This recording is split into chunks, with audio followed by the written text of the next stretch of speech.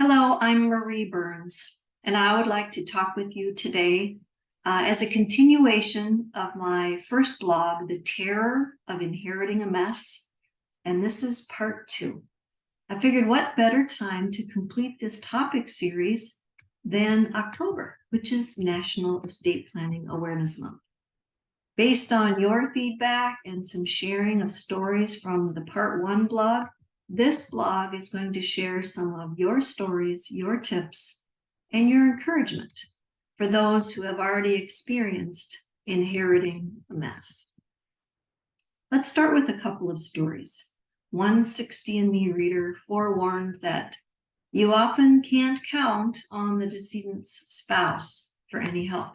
In her situation, it was an aunt that had passed away, and she was trying to help her uncle, but he, quote, knew absolutely nothing about accounts or even where his own money was. Those were her exact words. I can't tell you how common this is. It's understandable that all the time, pretty much, couples take responsibility for different, what I call departments in our married life. And that's normally fine. You might care more of things in the house, and he might take care of more things out of the house. And it usually all works out just great. Everybody's happy and comfortable with what they're doing, except when it comes to finances. We need to at least be aware, even if we're not very involved, but be aware of the details of our money life. You may remember from a past blog, or as I often explain in a lot of my free workshops, research indicates that couples usually fall into one of 3 categories when it comes to the financial aspect of our relationships. And I think it's helpful to think about where you are so that you can do something about it. And sometimes you can't, but at least you're aware. The first category that the research found is called the driver and passenger couple. That's where only one person in the couple is really aware of, makes all decisions about, and takes care of all things financial. We refer to that person as the driver. And then the passenger is often, not always, but usually so glad to not be involved or have to be bothered with that financial stuff. The second category research found was called the joined at the hip couple. That's where both members of the couple talk about and make all the financial decisions together, but there's still only one of them that's the doer, who actually takes care of implementing those decisions if there's paperwork or phone calls, for example, to be made.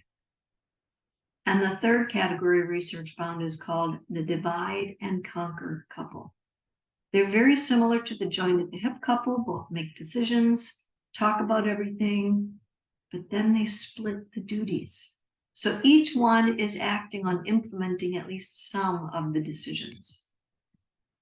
So that same research has shown that the survivor of the divide and conquer couple is the one that adjusts the best, experiences less stress, and can really adapt to his or her new life better than the other 2 categories when one spouse is gone.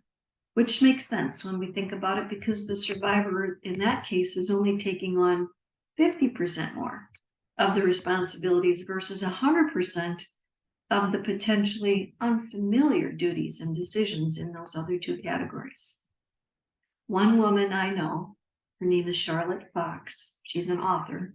She truly experienced the terror of inheriting a mess when her husband, who was a driver in the driver and passenger couple, passed away unexpectedly, and she was just in her 50s. And since she was the passenger in the financial relationship, she recalls how she felt somewhere between a drug-induced coma and a nervous breakdown. It was not good. It was very stressful. And similar to, you may recall Heather Parker, if you read part 1 of this series, she was the attorney who basically changed her career after she had this negative inheriting a mess situation in her family. Charlotte reacted to her situation also in a life-changing way. She used her trauma to fuel her energy into writing a 200+ page workbook.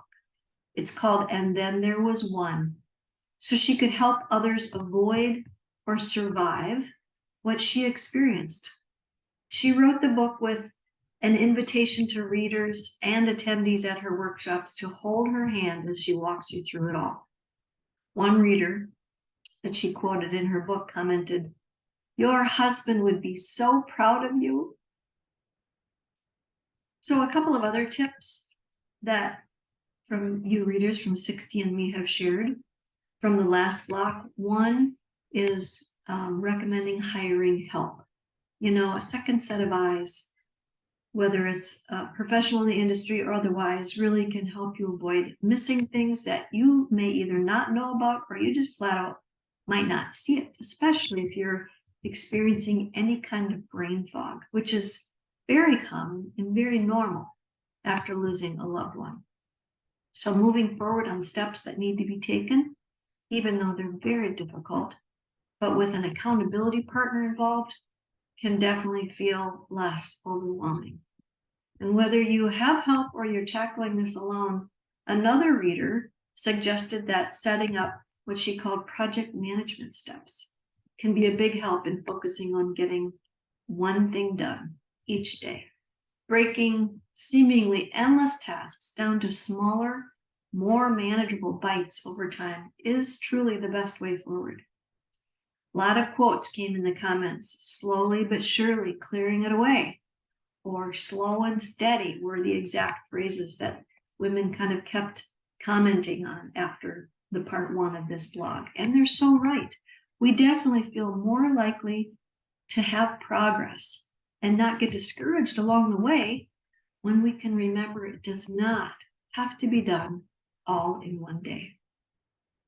So let's finish our discussion with some final words of encouragement. One reader of Charlotte's workbook actually wrote her a thank you letter and shared how going through the process of getting her worksheets completed and prepared in advance had truly sparked some helpful discussions with her family.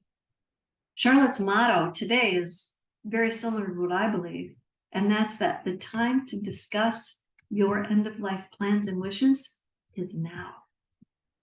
Another woman who replied to the part 1 blog from 60andMe admitted, she said, "I made this mess.